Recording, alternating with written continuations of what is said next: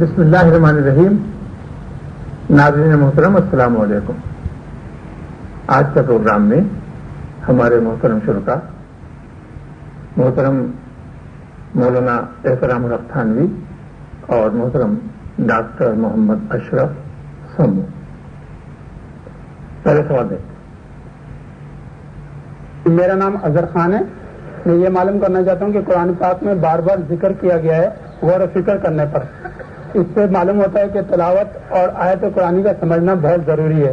اس سلسلے میں ایک عام مسلمان کو کیا کرنا چاہیے؟ قرآن حکیم ہمارے انتہائی قابل احترام اللہ تعالیٰ کا کلام. تلاوت کرتے ہیں کیا اس کا سمجھنا بھی اتنا ہی اہم ہے؟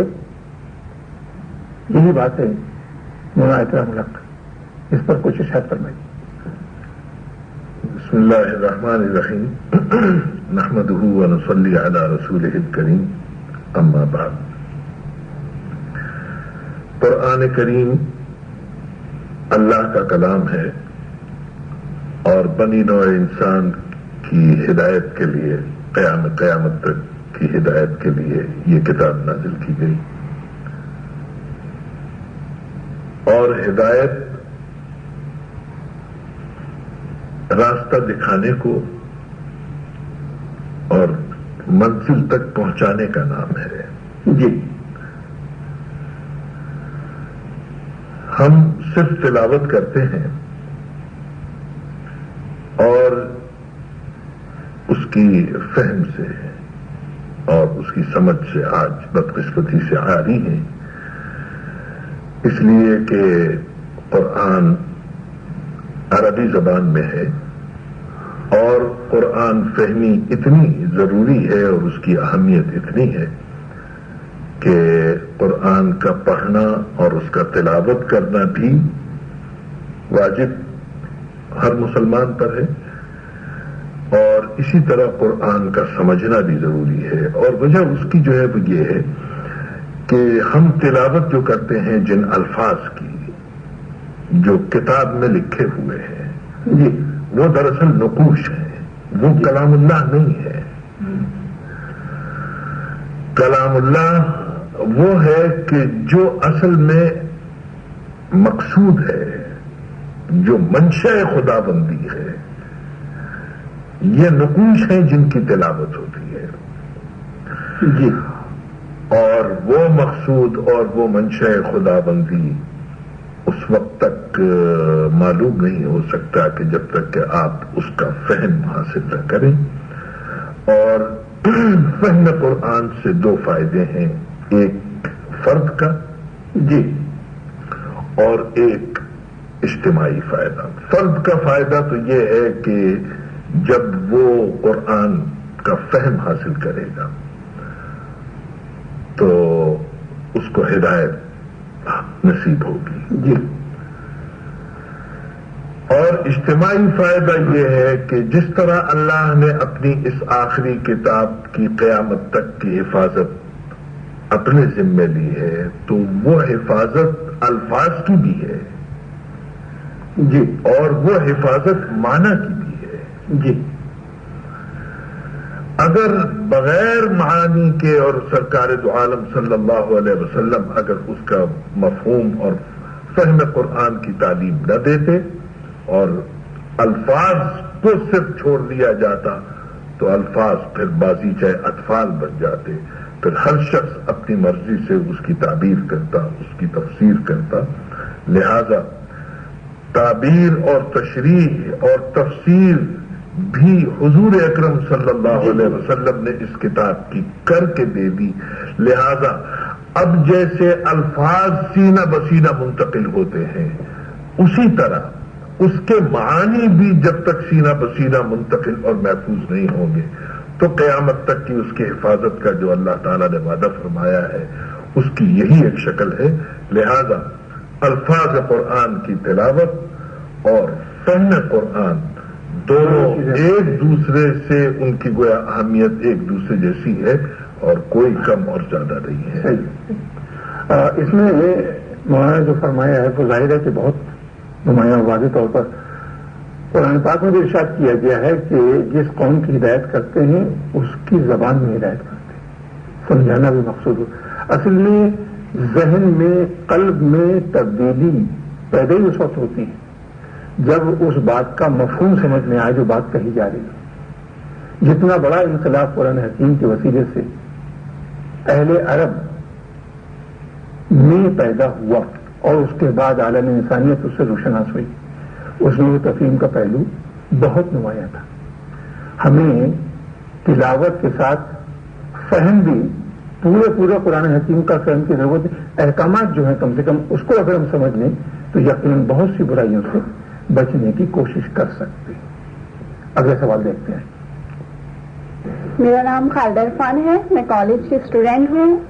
معاف کر دینا، درگزر کر دینا یعنی ایک اچھی اور اخلاقی بات ہے. کیا اسلام میں ہمارے یہاں اس پر زور دیا گیا ہے؟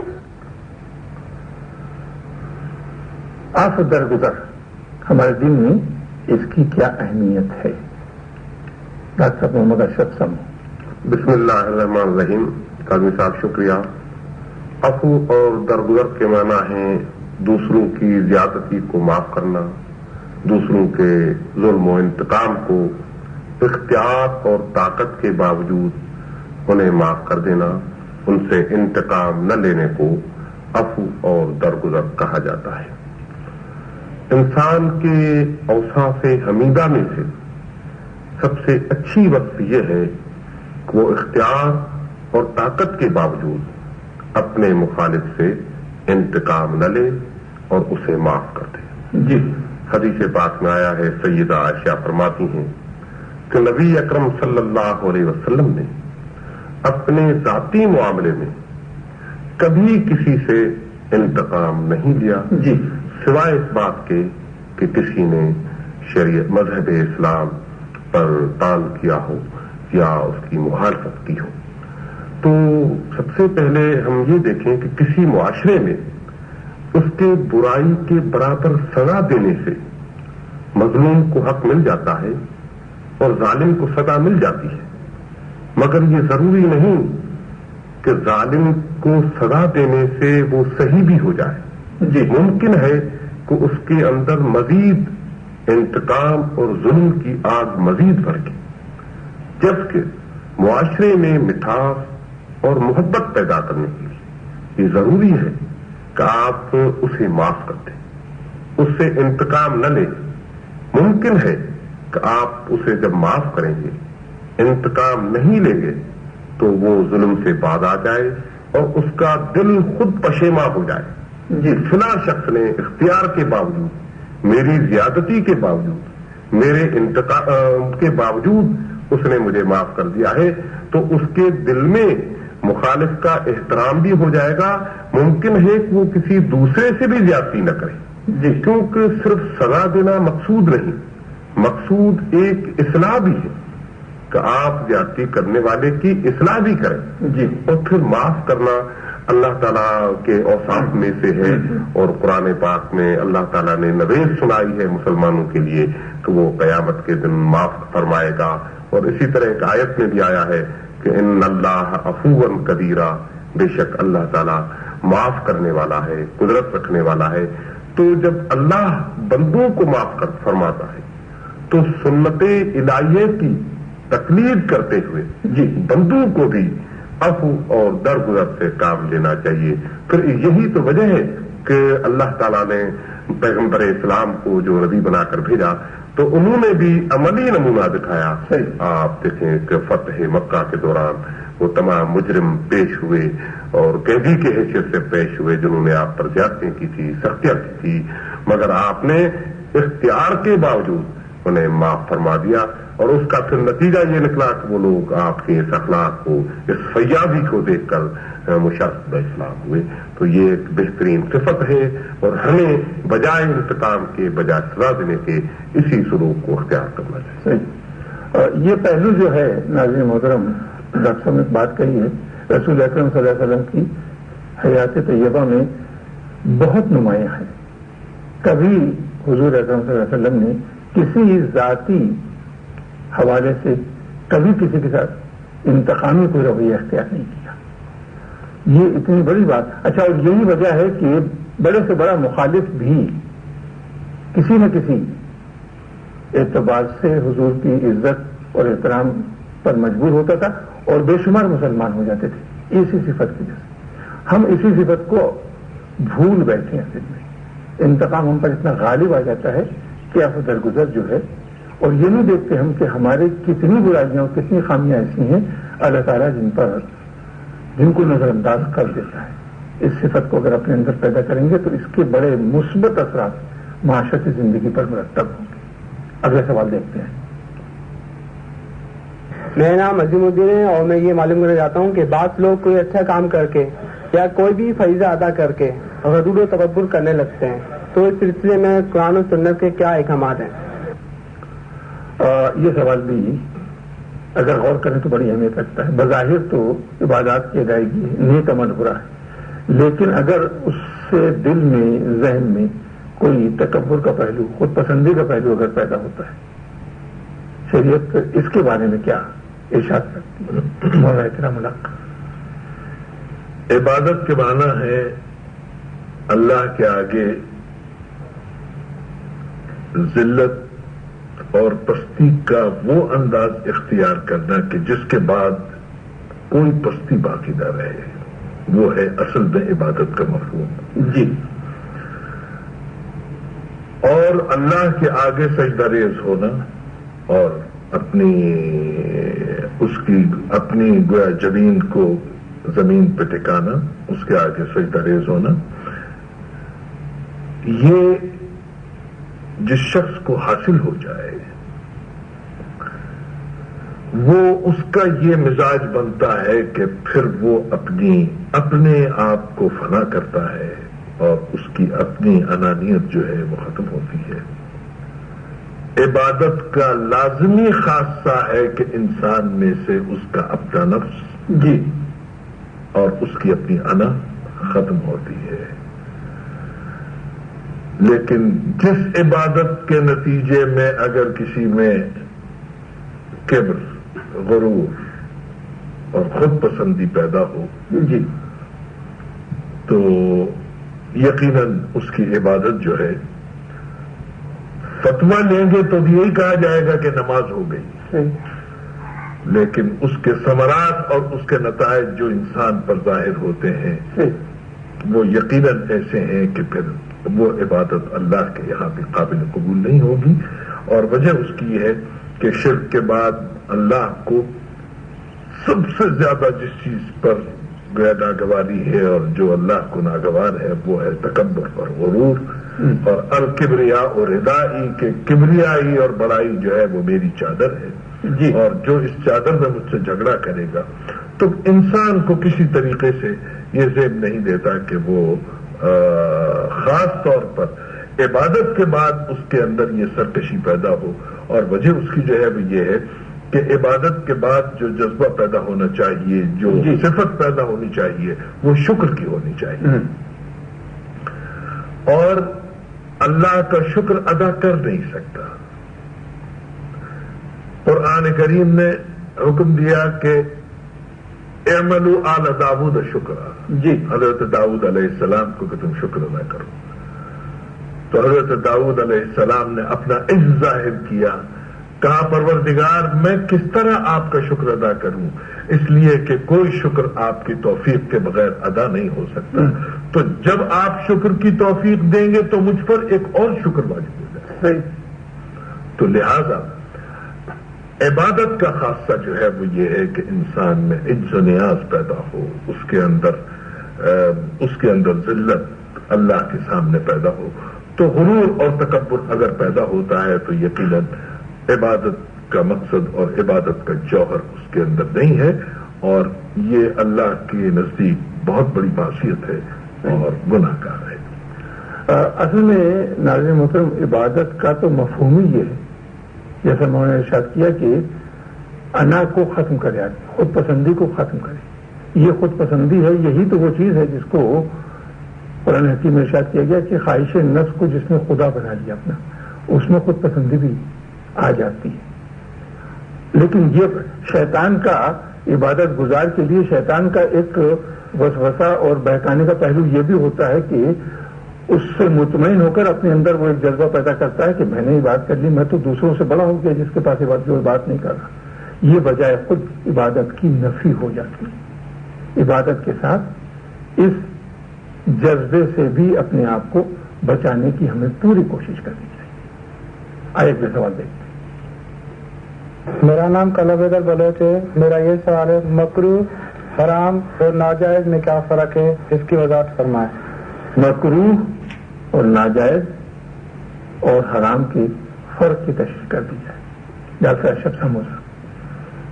قاضی صاحب، فقہی اصطلاح میں مکروہ کہتے ہیں ایسی چیز جس کو شریعت مطہرہ پسند نہ کرتی ہو، یعنی ناپسندیدہ چیز کو جو شریعت میں ناپسندیدہ چیز ہو اسے مکروہ کہا جاتا ہے۔ اچھا، فقہا کے نزدیک مکروہ کی بھی دو قسمیں ہیں جی۔ ایک مکروہ تنزیہی، یعنی ایسا مکروہ فعل جس سے بچنا چاہیے اور شریعت مطہرہ اس کو پسند نہیں کرتی۔ جی۔ دوسرا مکروہ تحریمی، یعنی یہ شریعت مطہرہ میں اتنا مکروہ ہے کہ حرام کے قریب ہے، جی۔ اس کو مکروہ تحریمی کہا جاتا ہے، یعنی حرام کے قریب ہے، اس سے بچنا چاہیے۔ اچھا، اس کے بعد جو ہے کہ حرام اور ناجائز۔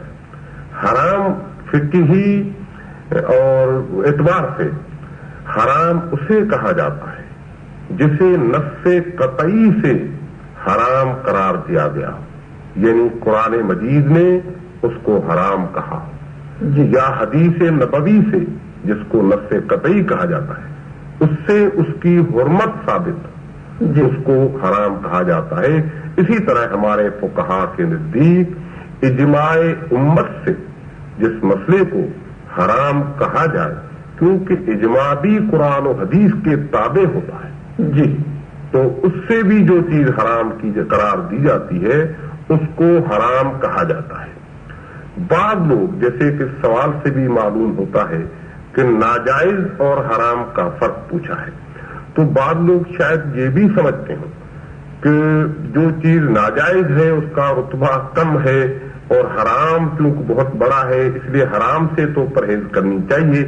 تو میں ان لوگوں کو بتا دوں یہ فقہی اصطلاح ہے جس کو ہمارے فقہا نے ناجائز کہا ہے تو وہ بھی حرام ہے، آپ اس میں کوئی فرق نہیں کر سکتے۔ ہاں، البتہ علماء کرام اس معمولی فرق کو واضح طور پہ سمجھ سکتے ہیں، مگر میں عوام کو یہ بتا دوں کہ جو چیز ناجائز ہے وہ حرام ہے، اور شریعت میں جس کو ممنوع قرار دیا گیا ہے اسی کو ناجائز کہا گیا ہے اور وہی حرام ہے۔ اس کی کوئی الگ تعبیر نہ کریں کہ ناجائز الگ چیز ہے، حرام الگ چیز ہے، یہ ایک ہی زمرے میں آتے ہیں، کیونکہ جو چیز نفس قطعی سے ثابت ہو جاتی ہے وہی ناجائز ہو جاتی ہے۔ ہر ایک کو بچنے کی کوشش کرنی چاہیے، اور ناجائز حرام کے زمرے میں ہے اور وہ حرام ہے، اس لیے وہ نصوص قطعی سے حرام ہو چکا ہے۔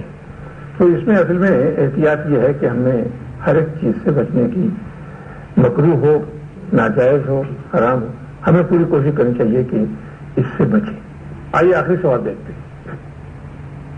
میرا نام محمد منصور خان ہے۔ میں یہ پوچھنا چاہتا ہوں کہ فرمان رسول کے مطابق اور شرعی حیثیت سے ایک مسلمان کی جو معیار کی فضیلت ہے وہ تقوی و پرہیزگاری ہے، لیکن ان دنوں مسلمانوں کی جو حالت ہے وہ تکبر، اقتدار اور دولت کا گھمنڈ بڑھتا چلے آ رہا ہے۔ اس کے بارے میں اسلام اس چیز کی کیا تائید کرتا ہے؟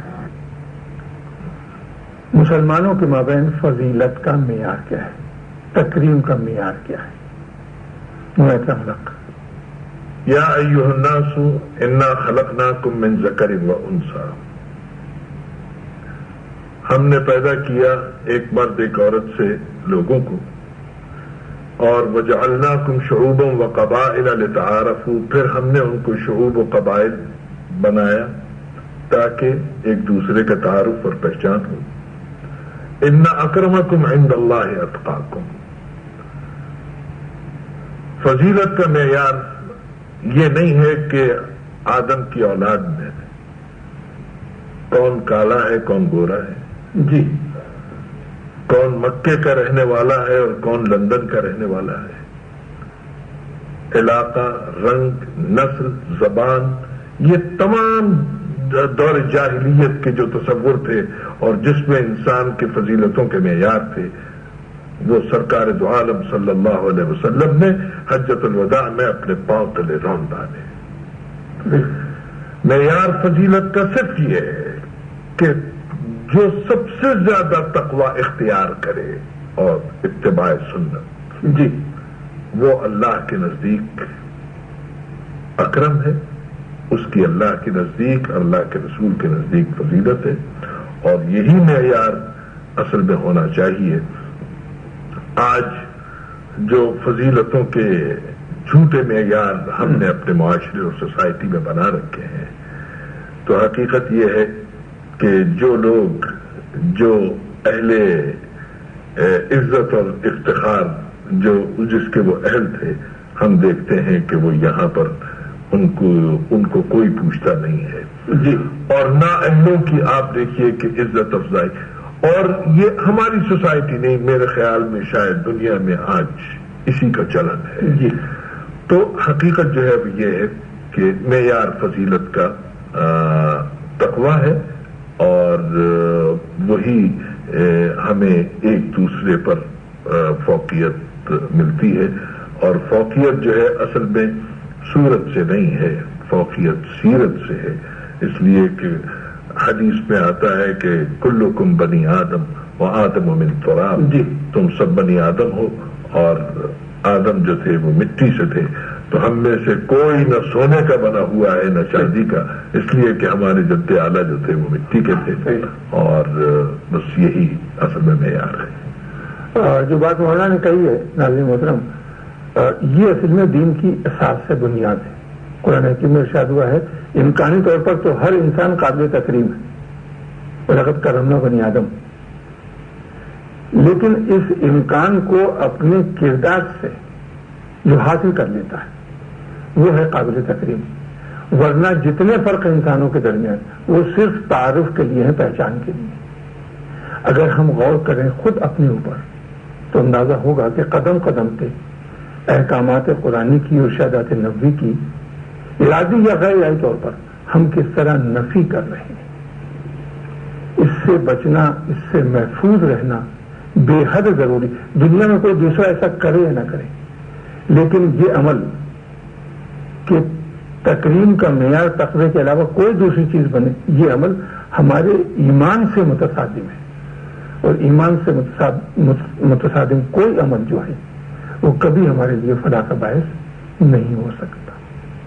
ان الفاظ کے ساتھ محترم شرکاء کا شکریہ ادا کرتے ہوئے ناظرین کرام آپ سے اجازت چاہتا ہوں۔ اللہ حافظ۔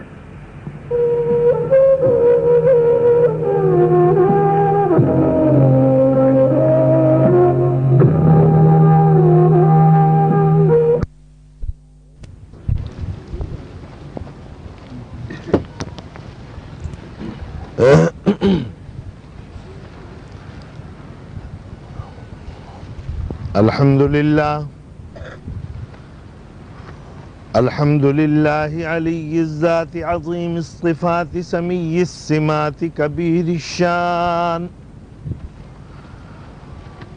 جليل القدر رفيع الذكر مطاع الأمر جلي البرهان فخيم الاسم غزير العلم وسيع الحلم كثير الغفران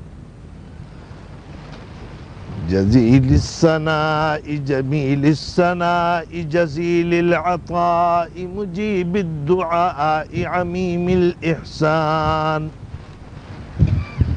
سريع الحساب شديد العقاب أليم العذاب عزيز السلطان ونشهد أن لا إله إلا الله وحده لا شريك له ونشهد أن سيدنا ونبينا ومولانا محمدًا عبده ورسوله المبعوث إلى الأسود والأحمر المنعوت بشرح الصدر ورفع الذكر.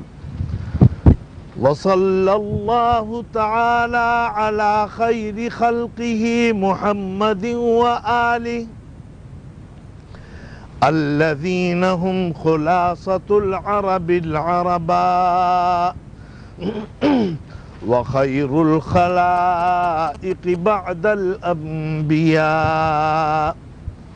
أما بعد، فيا أيها الناس وحدوا الله، فإن التوحيد رأس الطاعات، واتقوا الله فإن التقوى ملاك الحسنات. وعليكم بالسنة، فإن السنة تهدي إلى الإطاعة، ومن أطاع الله ورسوله فقد رشد واهتدى. وإياكم والبدعة، فإن البدعة تهدي إلى المعصية، ومن يعص الله ورسوله فقد ضل وغوى. وعليكم بالصدق، فإن الصدق ينجي والكذب يهلك. وعليكم بالإحسان، فإن الله يحب المحسنين. ولا تقنطوا من رحمة الله، فإنه أرحم الراحمين. ولا تحبوا الدنيا فتكونوا من الخاسرين. ألا وإن نفسا لن تموت حتى تستكمل رزقها، فاتقوا الله وأجملوا في الطلب وتوكلوا عليه، فإن الله يحب المتوكلين. وادعوه فإن ربكم مجيب الداعين. واستغفروه يمددكم بأموال وبنين. أعوذ بالله من الشيطان الرجيم. وقال ربكم ادعوني أستجب لكم إن الذين يستكبرون عن عبادتي سيدخلون جهنم داخرين. أستغفر الله لي ولكم ولسائر المسلمين فاستغفروه فإنه هو الغفور الرحيم.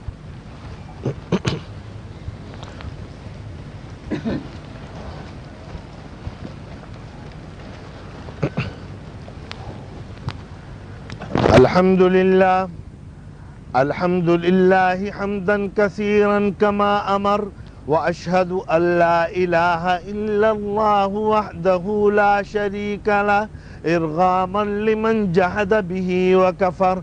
وأشهد أن سيدنا ونبينا ومولانا محمدا عبده ورسوله سيد الخلائق والبشر.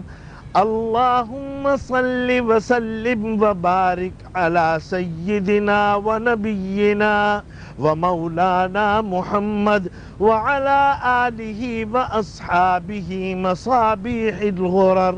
عباد الله، اتقوا الله تعالى من سماع اللغو وفضول الخبر، وانتهوا عما نهاكم عنه وزجر.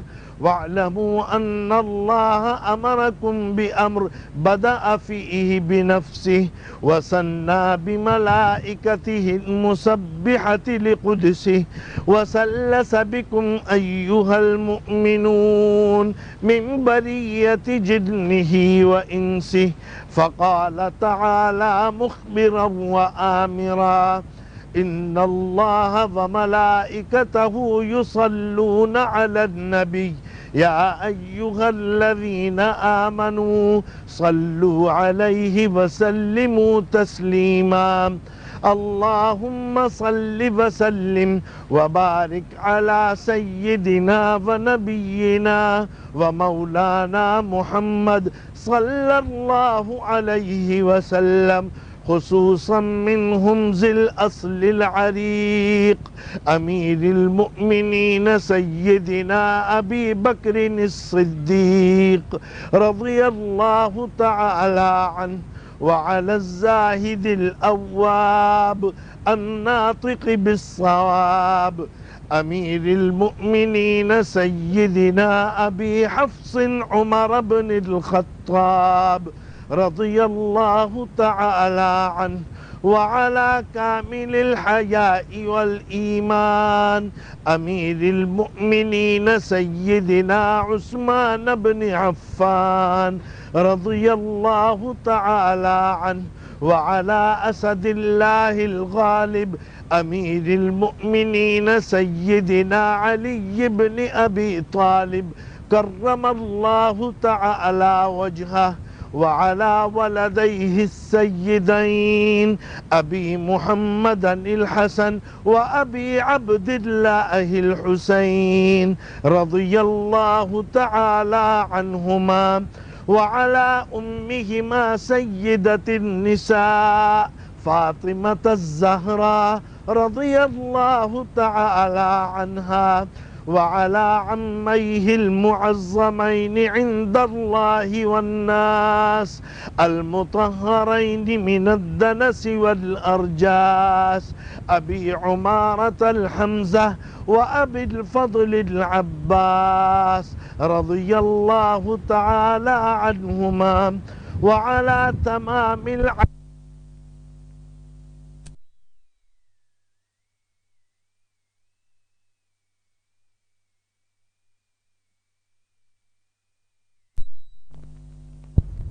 بسم اللہ الرحمن الرحیم. ناظرین محترم السلام علیکم. دین و دنیا پروگرام کے حوالے سے ایک وضاحت ایسی ہے جس کی وقتاً فوقتاً ضرورت پڑتی ہے کہ وہ کی جائے، اور وضاحت یہ ہے کہ یہ پروگرام آپ لوگوں کے بہرحال علم میں ہے کہ اہل علم سے سوالات کے حوالے سے گفتگو کا پروگرام ہے. اہل علم یہاں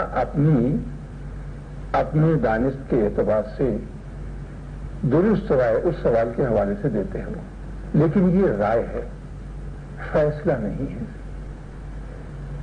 آئیے سب سے پہلے تو اپنے شرکاء سے ملاقات کرتے ہیں.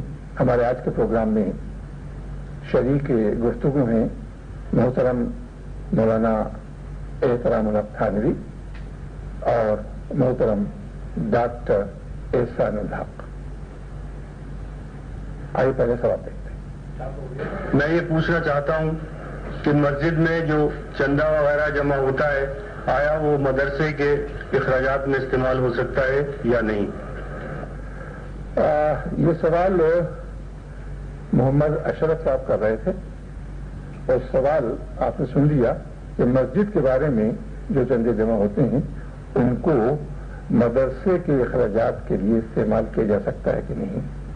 محترم مولانا احترام الحق. بسم اللہ الرحمن الرحیم. الحمد للہ وکفی وسلام علی عبادہ الذین اصطفی. اما بعد، جو سوال کیا گیا اس کا جواب یہ ہے کہ جو مسجد کے لیے چندہ دیا جاتا ہے صرف مدرسے ہی کے لیے نہیں بلکہ کسی اور جگہ بھی، یہاں تک کہ دوسری کسی مسجد کے لیے بھی اس کا استعمال جائز نہیں ہے. جی. اور اسلام نے مالی عبادتوں کا بھی ایک جامع اور مبسوط نظام دیا ہے. ہر قسم کی جو مالی عبادت ہے اس کے مصارف کا تعین کر دیا گیا. جی. ان مصارف سے ہٹ کے اگر خرچ کیا جائے گا تو وہ مقصد اس عبادت سے جو حاصل ہونا چاہیے وہ حاصل نہیں ہوگا. مسجد کے لیے جو چندہ ہے وہ مسجد ہی کے لیے استعمال کیا جا سکتا ہے، اور اسی طرح اگر مدرسے کے لیے چندہ ہے تو وہ صرف مدرسے کے لیے استعمال ہوگا، وہ مسجد میں نہیں استعمال ہوگا، اس لیے کہ اس میں مسجد کے اندر زکوٰۃ کی رقم نہیں لگ سکتی۔ مسجد میں زکوٰۃ کی رقم نہیں لگ سکتی۔ زکوٰۃ کی جو رقم ہے وہ مسجد کی تعمیر کے لیے یا مسجد کی کسی بھی ضرورت کے لیے زکوٰۃ کی رقم نہیں لگ سکتی۔ جی، جبکہ غریب اور نادار طلباء جو مدرسے کے اندر پڑھتے ہیں ان کے اوپر زکوٰۃ کی رقم صرف کی جا سکتی ہے۔ جی، اور مسجد میں وہ رقم اس لیے نہیں لگ سکتی کہ زکوٰۃ کے لیے ایک بنیادی جو شرط ہے وہ یہ ہے کہ وکالتاً یا اصالتاً صحیح، آپ اس کا مالک کسی کو بنائیے، تملیک شرط وہ ماحول میں پوری نہیں، وہ مسجد میں پوری نہیں ہوتی۔ تو اس لیے اور حدیث میں بھی ارشاد ہے حضور اکرم صلی اللہ علیہ وسلم کا کہ کسی شخص کی منشا کے اور اس کی طیب خاطر سے جو رقم وہ دے جس مقصد کے لیے، اس کے علاوہ اگر کہیں اور صرف کی جائے تو وہ جائز اور حلال نہیں ہے۔ تو جس نے مسجد کے لیے دی اس نے گویا وہ مسجد ہی کے لیے دی ہے اور اس کا اہتمام ہونا چاہیے کہ وہ کسی اور جگہ پر اس کا استعمال۔ اچھا مولانا، یہ خود مسجد میں مدرسہ اگر ہے یعنی اسی کا جز ہے مدرسہ، جی، تو بھی اس مدرسے کی ضروریات پر وہ رقم صرف نہیں ہو سکتی، اس لیے کہ بہت سی مساجد میں مدارس بھی ہیں۔ ہاں، اس میں اس سلسلے میں عرض یہ ہے کہ دینے والے کے ذہن میں کسی قسم کا ابہام نہیں ہونا چاہیے، اور یہ ذمہ داری ہے لینے والوں کی کہ جب وہ چندہ وصول کریں مسجد کے لیے اور وہاں پر مدرسہ بھی ہے تو اس کی وضاحت کریں کہ یہ رقم جو ہے دینے والے کی وہ مسجد اور مدرسے دونوں پر صرف ہوگی۔ تو دینے والا جو ہے پھر اس کو یہ اختیار ہے کہ وہ اگر یہ ابہام نہ ہو تو پھر صرف ہو سکتی ہے۔ آئیے اگلے سوال دیں۔ ہر گورنمنٹ سروینٹ کی ماہانہ آمدنی سے ایک مخصوص رقم گورنمنٹ پروویڈنٹ فنڈ کے طور پر کاٹی جاتی ہے جس پر حکومت وقت سود ادا کرتی ہے۔ میرا سوال یہ ہے کہ سود کی حرمت کے باوجود یہ ہمارے اکاؤنٹ میں جو سود کی رقم جمع کی جاتی ہے حکومت کی طرف سے، اس کی شرعی حیثیت کیا ہے؟ آیا یہ ہم اس کو استعمال کر سکتے ہیں یا اس کا کوئی اور طریقہ کار ممکن ہے جس سے کہ ہمارے لیے آسانی پیدا ہو؟ یہ جی پی فنڈ کے متعلق جو اکثر سرکاری اور بہت سے غیر سرکاری ملازمین جو بڑی اہم جگہوں پر ہوتے ہیں، نیم سرکاری اداروں میں ہوتے ہیں، بڑے اہم اداروں میں ہوتے ہیں، یہ ان کا معاملہ ہے جی پی فنڈ۔ حافظ احمد صاحب اس سلسلے میں بات فرمایا۔ کاظمین، صورتحال یہ ہے کہ جی پی فنڈ کے سلسلے میں ہماری گورنمنٹ نے اور بعض اداروں نے یہ طریقہ کار بھی اختیار کیا ہے کہ وہ ملازمین کو یہ اختیار دیتے ہیں کہ وہ انٹرسٹ لینا چاہتے ہیں یا نہیں لینا چاہتے۔ جی، تو بہت سے ملازمین پھر اپنی رضا و رغبت سے یہ لکھ دیتے ہیں کہ ہم انٹرسٹ کی رقم نہیں لینا چاہتے۔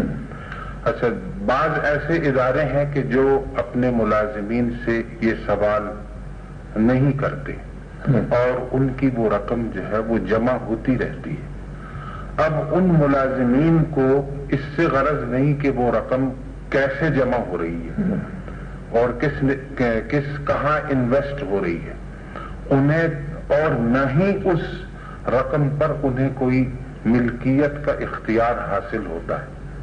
اچھا جی، اور اب جس وقت وہ ریٹائر ہوتے ہیں تو اس وقت جو رقم جمع ہو جاتی ہے وہ گورنمنٹ انہیں پیش کر دیتی ہے۔ تو ہمارے بعض علماء کی رائے یہ ہے کہ اس رقم کا لے لینا جائز ہے، اس لیے کہ اس رقم پر اس سے پہلے تصرف کا اختیار بھی ملازم کو نہ تھا، اور یہ کہ یہ گورنمنٹ اپنے طور پر اسے رقم دے رہی ہے بغیر اس کی تفصیلات میں جائے کہ یہ رقم سودی ہے یا غیر سودی ہے۔ اچھا، تو اس سلسلے میں یہ بہرحال دو آراء ہے.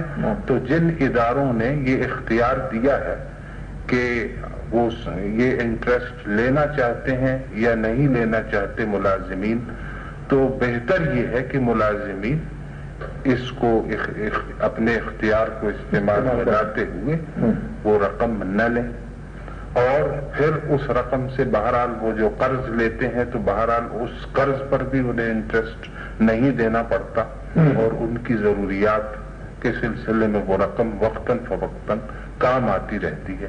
لیکن چونکہ تصرف کامل نہیں ہے، وہ رقم بہرحال انہیں واپس کرنا ہوتی ہے.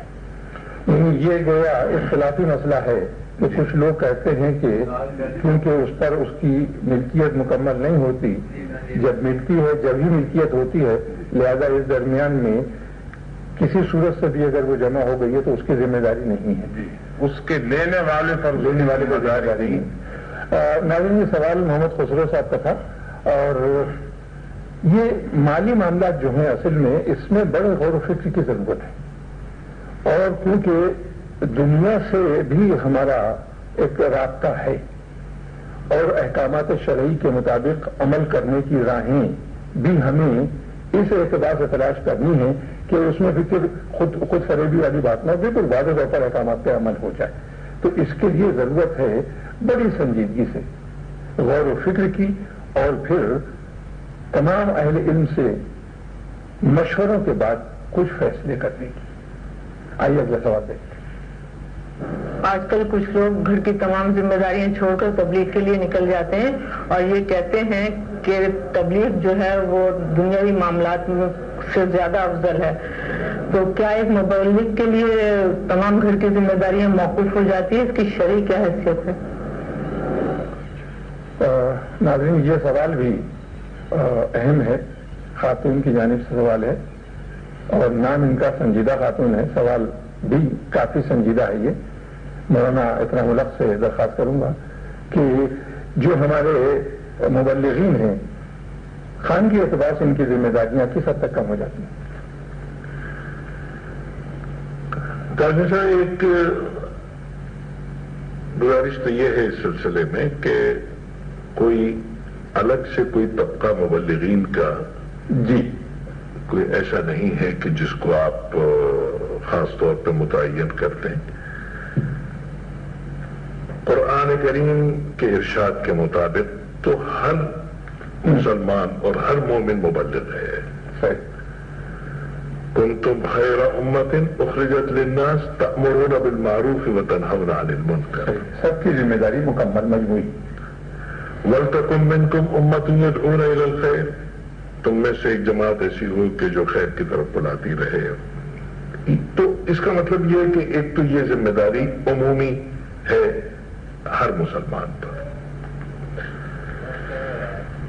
دوسری اس سلسلے میں گزارش یہ ہے کہ میں یہ سوچتا ہوں کہ اگر یہ سوال جو کیا گیا یقیناً ایسی صورتحال ہے کہ بعض لوگ ایسا کرتے ہیں،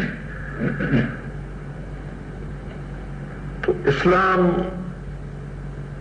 اور دوسرے ادیان میں جو پہلے کے تھے ان میں بنیادی طور پر فرق یہ ہے کہ دین اور دنیا کی تفریق دوسرے مذاہب اور ادیان میں تھی،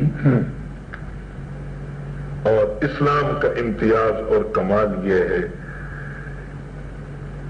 کہ اس نے دنیا کو دین بنا دیا. جی، یہ ہے بنیادی بات. اور کہیں پر بھی اسلام نے ترک دنیا کی تعلیم نہیں دی ہے، بلکہ صرف غرق دنیا سے منع کیا ہے کہ اس میں غرق نہ ہو جاؤ. اگر ترک دنیا اسلام کا منشا ہوتا تو سرکار دو عالم صلی اللہ علیہ وسلم دنیا کی ذمہ داریوں میں سے کوئی ذمہ داری آپ کی حیات طیبہ میں نظر نہ آتی. لیکن آپ اگر شوہر ہیں تو ایسے شوہر ہیں کہ چشم فلک نے ایسے شوہر، ذمہ دار شوہر آج تک دیکھا نہ ہوگا. آپ ایک اچھے پڑوسی بھی تھے، آپ ایک اچھے معلم بھی تھے، آپ ایک اچھے باپ بھی تھے، شفیق باپ تھے، قرضے کے آپ مجاہد بھی تھے، آپ عابد شب زندہ دار بھی تھے. اسلام کا امتیاز یہ ہے کہ دنیا کو اس طرح اختیار کرو کہ وہ بھی دین بن جائے. چنانچہ فرمایا گیا کہ اگر آپ یتیم کے سر پر اگر ہاتھ پھیرتے ہیں یہ بھی صدقہ ہے، یہ بھی عبادت ہے. اگر شفقت سے اور محبت سے اگر بیوی کے منہ میں اگر نوالا دے دیں، لقمہ دے دیں، یہ سب دنیا داریاں ہیں. لیکن اسلام نے ان کو بھی دین بنا دیا. اس کا مطلب یہ ہے کہ اصل میں رہبانیت کی کوئی شکل جو ہے اسلام اس کی حوصلہ افزائی نہیں کرتا.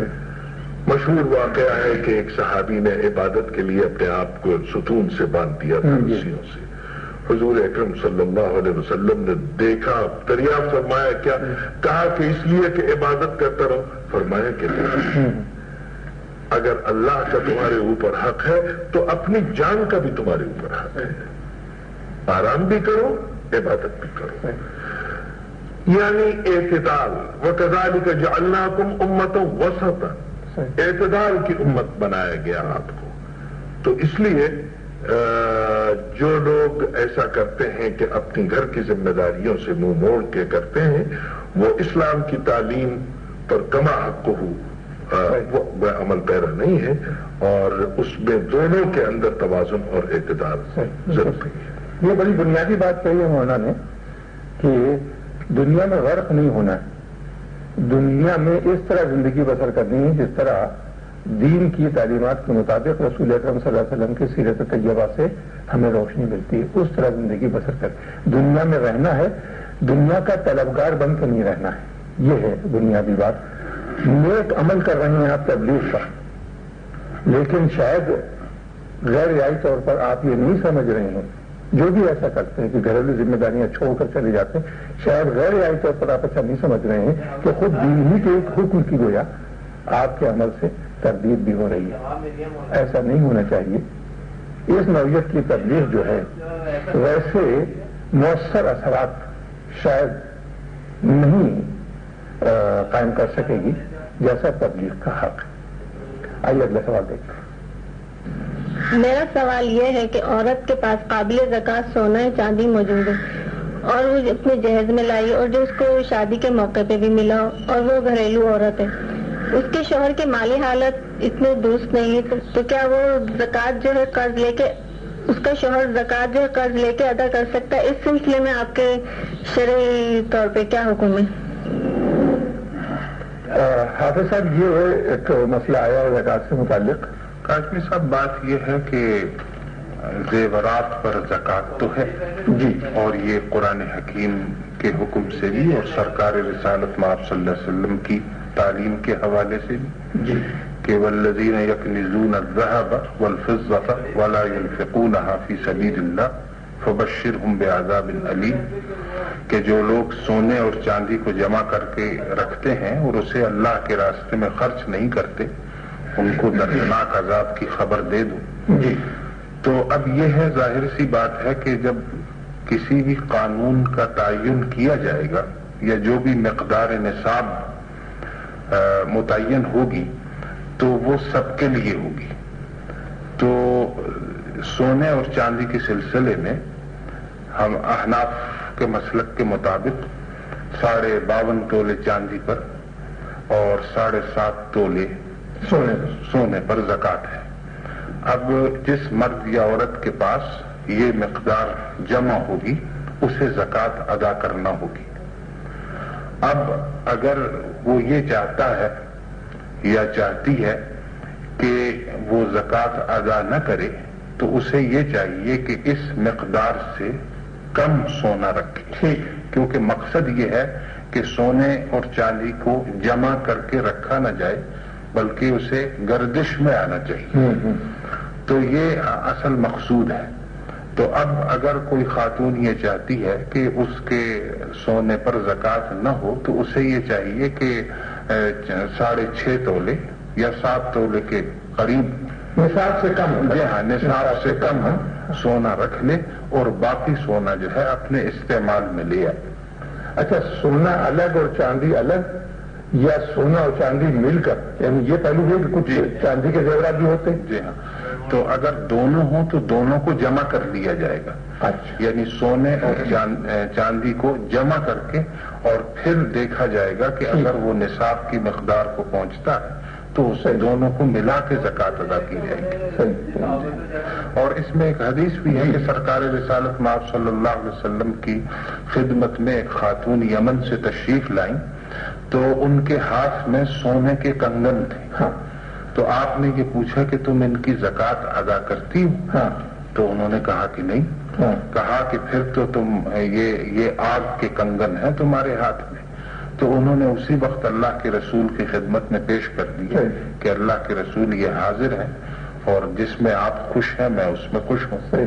تو اس سے بھی یہ معلوم ہوتا ہے کہ زیورات پر زکوٰۃ ہے، اگرچہ بعض ائمہ کے نزدیک جو عام طور پہ زیورات استعمال ہوتے ہیں آئے دن ان پہ نہیں ہے زکوٰۃ، لیکن جو ہمارا مسلک ہے جس پہ ہم عمل پیرا ہیں احناف، ان کے نزدیک تمام ہی قسم کے سونے پر کوئی استثناء نہیں ہے، اس پہ جی ہاں زکوٰۃ ادا کرنی ہے۔ ناظرین، اس میں جو بات سامنے آتی ہے، بنیادی بات جو سامنے آتی ہے کہ قومی دولت کو پوری قوم میں، قوم کے افراد میں اسی طرح گردش کرتے رہنا چاہیے جس طرح خون انسان کے جسم میں گردش کرتا ہے۔ یہ خون اگر کسی جگہ روکنے لگتا ہے، کلاٹ بننے لگتا ہے، جمنے لگتا ہے تو وہ صحت کے لیے مضر اور مہلک ثابت ہوتا ہے۔ اسی طرح یہ دولت اگر جمع ہوتی ہے قرآن حکیم کے اس ارشاد کے مطابق کہ اگر اس طرح جمع کرتے رہو گے تو یہ عذاب بن جائے گی پھر تمہارے لیے۔ اور اگر ہم غور کریں تو واقعی جس معاشرے میں اس نوعیت کا عمل ہوتا ہے وہاں اس قدر انتشار پیدا ہوتا ہے، محروموں کی بہت بڑی تعداد اور صاحبان ثروت کی بہت چھوٹی سی تعداد، اور اس طرح پورے معاشرے میں ایک عدم توازن اور ایک دوسرے سے گویا جنگ کتنے پہلو جو ہیں خرابی کے وہ پیدا ہو جاتے ہیں، صرف اس لیے کہ قرآن حکیم کے اس حکم پر جس طرح ہمیں عمل کرنا چاہیے ہم عمل نہیں کرتے۔ تو 7.5 تولے سونا یا 52.5 تولے چاندی سے کم اگر ہوگی تو اس پر تو زکوٰۃ نہیں ہوگی، زیادہ اگر ہے تو زکوٰۃ ہوگی، نہ دیں گے تو ہم ذمہ دار ہوں گے اس کے۔ اگلا سوال آئیے دیکھیں۔ پروگرام دین و دنیا کے حوالے سے میں آپ سے یہ سوال پوچھنا چاہتا ہوں کہ حقوق اللہ اور حقوق العباد کی حدود جو ہے وہ متعین ہے، مگر کسی اضطراری کیفیت میں اگر حقوق العباد کی وجہ سے حقوق اللہ ادا نہ کر سکے تو کیا وہ شخص گناہ کا مرتکب ہوگا؟ ناظرین، یہ سوال ہمارے شکیل الرحمان صاحب نے کیا ہے اور سوال واضح ہے۔ حقوق العباد اور حقوق اللہ، ان کے حوالے سے فرائض کی ادائیگی میں اگر کہیں کسی سے کوئی کوتاہی ہو جائے تو اس سلسلے میں اسے کیا رائے دی جا سکتی؟ اس میں تو دو رائے ہونے کا کوئی سوال ہی نہیں ہے کہ حقوق کسی کے بھی ادا نہ ہو، خواہ حقوق العباد یا حقوق اللہ، وہ انسان اس کا جواب دہ ہے، مسئول ہے اور گناہگار ہوگا اگر کسی کا بھی حق کسی کی وجہ سے وہ نہ ادا کرے۔ لیکن یہ جو سوال ہے میں یہ سمجھتا ہوں کہ جیسے انصاف کے حصول میں تاخیر بھی ظلم ہے، اسی طرح حقوق اللہ اور حقوق العباد کی ادائیگی تو ذمہ داری ہے ہی، لیکن ان کو وقت پر ادا کرنا بھی اللہ کے اور بندوں کے حقوق میں شامل ہے. مثال کے طور پہ اگر صدقۃ الفطر ہے، یہ حقوق اللہ میں سے ہے کہ یہ جو بندوں کو دیا جائے گا، ضرورت مندوں کو، وہ اللہ کے حکم سے دیا جا رہا ہے، اللہ کے لیے دیا جا رہا ہے. اگر اس وقت پر ادا نہیں کیا گیا جو اس کا متعین وقت ہے تو بعد میں ادا کریں گے، ہو تو جائے گا، لیکن جو مقصد اس سے حاصل ہونا تھا وہ اسے. یا مثلا نماز کے لیے حکم دیا گیا کہ ان الصلاۃ کانت علی المؤمنین کتابا موقوتا، اپنے مقرر وقتوں کے.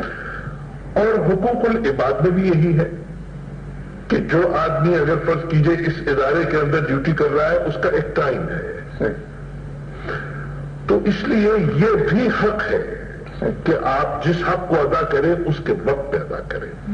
لیکن ہاں بعض شرعی آزار ایسے ہیں کہ شریعت نے، چونکہ اسلام دین فطرت ہے اور اس میں اضطراری ایسی کیفیتیں اور بعض ایسے شرعی آزار ہیں کہ جن کی بنا پر اگر مؤخر کر دیا کسی حق کو، مثال کے طور پہ نماز کا وقت بھی تنگ ہے، ایک شخص عالم نزا میں ہے اور اس کو آپ ہسپتال لے جانا چاہتے ہیں، اور تو آپ لے جائیے، اگر اس کے اندر وہ حق اللہ جو ہے اس میں ادا کرنے میں تاخیر ہو گئی یا وہ اس وقت فوت ہو گیا، تو یقیناً اللہ سے یہ امید رکھنی چاہیے کہ اللہ تعالیٰ اس کو معاف فرمائیں گے اور اس کو تاخیر سے، یعنی اپنی عادت اور معمول بنا لینا اس بات کو کہ حقوق اللہ پر ہمیشہ حقوق العباد کو ترجیح دے، یہ درست نہیں ہے. لیکن اگر اضطراری کیفیت میں اور کسی شرعی عذر کی بنا پر ایسا ہو جائے تو اللہ تعالیٰ معاف کرے. ان الفاظ کے ساتھ محترم شرکاء کا شکریہ ادا کرتے ہوئے ناظرین کرام آپ سے اجازت چاہتا ہوں. اللہ حافظ.